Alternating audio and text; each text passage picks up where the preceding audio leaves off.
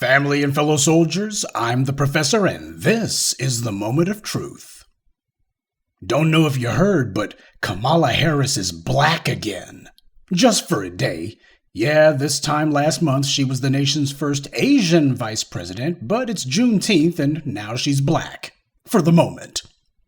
Yesterday was the federal observance of Juneteenth, and Kamala Harris, in the words of Gil Scott-Heron, had put on her red, black, and green jumpsuit that she's been saving for just the proper occasion. Yeah, but this faux pro-black suit of hers just don't fit. Kamala Harris is trying to manufacture some black bona fides for herself still at this late date. It is no more appropriate to have her speak about Juneteenth than it would be to have Xi Jinping, the dictator of China, speak about it. Kamala Harris knows black adults won't go for her sister girl routine outside of the NAACP or the Urban League.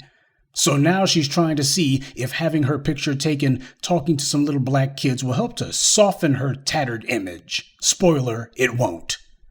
I can't stand it when these white supremacists and their bootlicks use black children as props for their photo ops. Well, I guess it makes sense that she's trying to get some black cred. I mean, look at her approval rating, which at this point is officially a disapproval rating. Kamala Harris's approval rating is now lower than any of her predecessors in living memory were at this point in their vice presidencies. And this woman knows that she's got a hell of a long road to hoe in front of her if she's going to try to position herself to have the baton handed to her in 2024.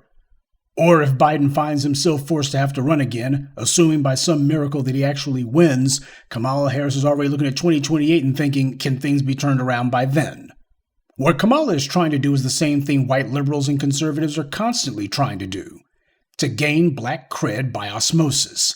They find some simple-minded Negro who will let them stand next to them, and they pretend to stand in solidarity with us. At least that's what the white liberals do, and white conservatives pretend that they don't hate our guts. Both of them hope that by being seen standing next to a black person, that somehow is going to rub off on them and it's going to improve their standing and credibility in the eyes of black people. Kamala Harris is descended from a Jamaican who may or may not have been black, and a woman from India who wasn't black at all. What connection does Kamala Harris have to Juneteenth? None of her ancestors were freed by the Emancipation Proclamation. Her folks didn't even get here until just 50 years ago. So all the rights and freedoms that she's enjoyed were fought for and won by people she has absolutely no connection to. And then the white media says she's going to an African American History Museum in D.C. God forbid should she actually go to Galveston, I suppose. However, she did manage to bring her mail-order husband out of hiding. Poor Dougie's been taking refuge in some undisclosed location ever since the election, but she's brought him out for just one day. She put on quite the pathetic little show, and what would a show be without comic relief? This is the pen that President Biden used to sign Juneteenth into law. I'm Opal Lee, and I've had this marvelous day at the White House. The young people would say, it's off the chain. I knew I was coming because Juneteenth had been made a national holiday, and the president was signing the bill into law, and I was invited to the signing of that bill. Juneteenth is not a Texas thing. It's not a black thing. We're talking about freedom for everyone. Now, here's where the conversation gets deep. I have no bone to pick with Opal Lee per se, I don't even know her. But I have a huge problem with what she said. And yes, I do know that her remarks in this video are edited and no doubt probably scripted.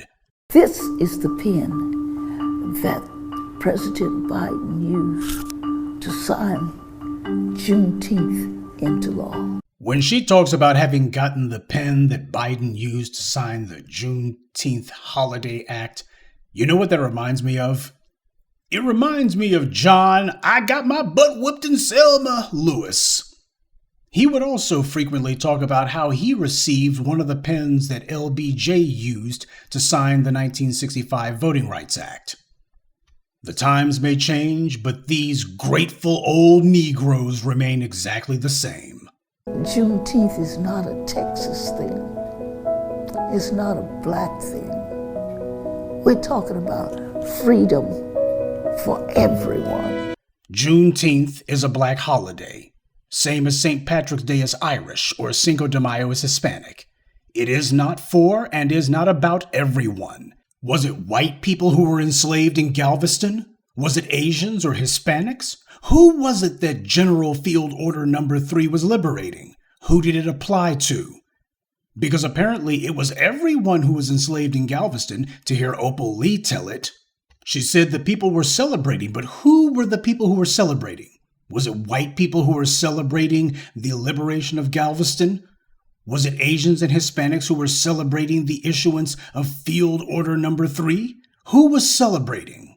Everyone wasn't freed on Juneteenth.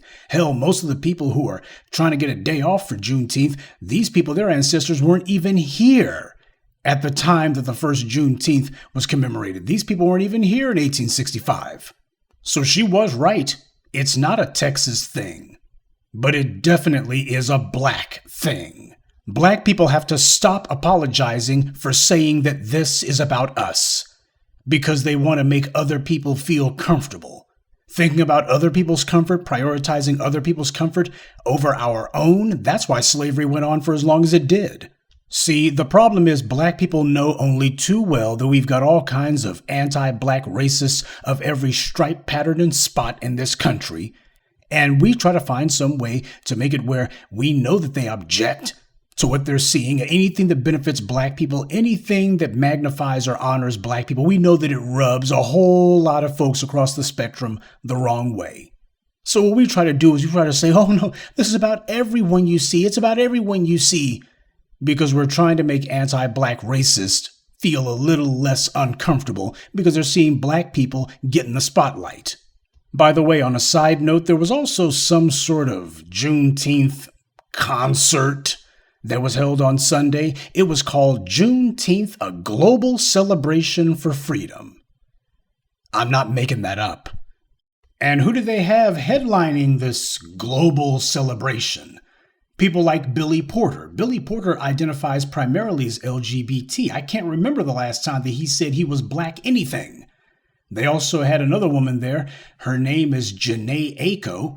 You look at her and what you see is that her mother is Japanese with a little bit of black, and her father identifies as Jewish, Native American, and some African American, in that order.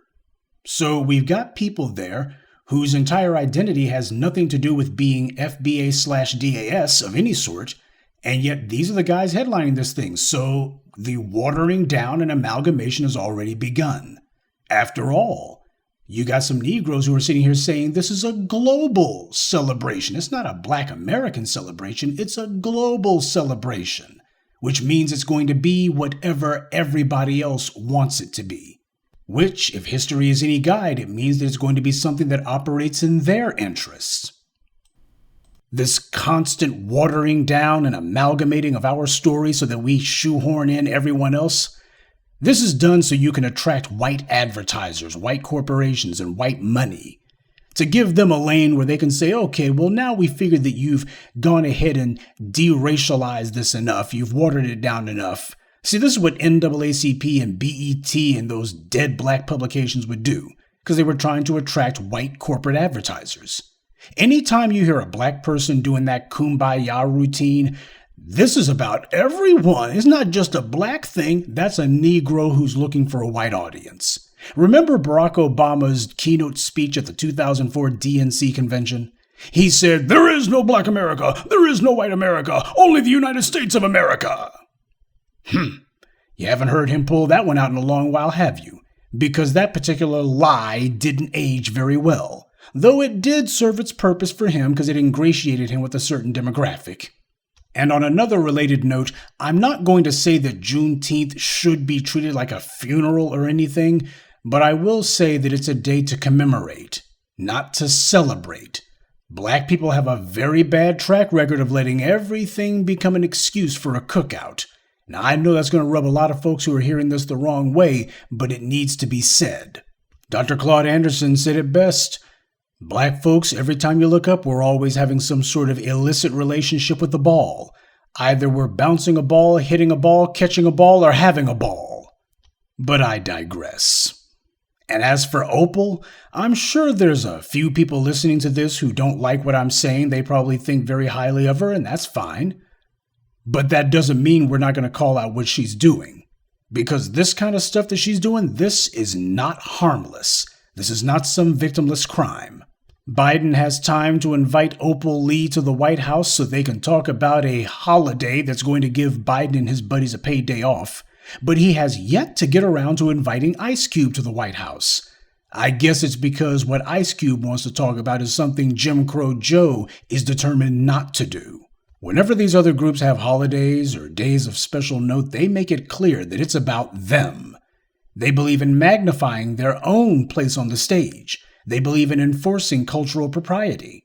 As Black people, whatever we do, whatever we create, it belongs to everyone. It's community property.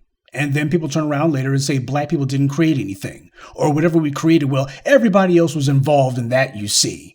These immigrants, they were involved. They were the ones who actually made hip-hop. Well, you know, it was some white guys in the 1980s. They were responsible for bringing rap music to the stage, don't you know?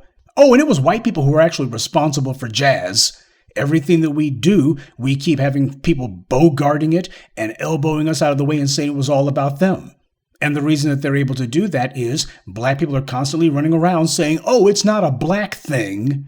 So everybody else is like, okay, good, that means it's up for grabs. And since what we create is uniquely valuable and uniquely powerful, we're giving away our power and ingenuity and our unique place in history to everyone else. If Juneteenth is about everyone, if it's a global celebration, then that means you can't link it to the condition of Black people in the United States today. You have completely and thoroughly divorced it from our current condition. If it is not relevant exclusively to us, then that means that every immigrant or any non-Black special interest or even rich white people can claim that it has something to do with them. People who in most cases have taken part in the slave trade or in our current mistreatment. Racists on the white right keep trying to co-opt Dr. King. Now, they're laughable because of the fact that they're so blatantly anti-Black. But the last thing we need is Black folks giving racists on the white left entree to come colonize our history. We have to dump this fundamental insecurity that makes it where if something is just for us, then there's something wrong with it in our eyes. It's not worthy. We have to make it sure that everyone is there. That's the only way that it's actually worthy. This Kumbaya stuff is played out. These elderly Negroes want social acceptance, not power. They want to live vicariously through putrid surrogates like the Congressional Black Talkers and Kamala Harris. Another problem that I got is last year when Biden signed the Juneteenth national holiday law, Miss Lee was entirely too jolly in the behind to be there for my taste.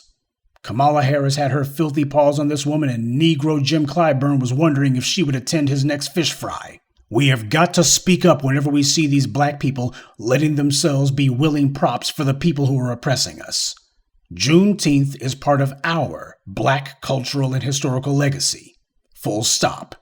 Everyone else has benefited from us and our struggle and our history except for us.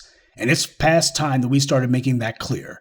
And we won't let people lend their melanin to propaganda just so our oppressors can try to connect themselves to our history and to our legacy. The day of allowing political stowaways is over.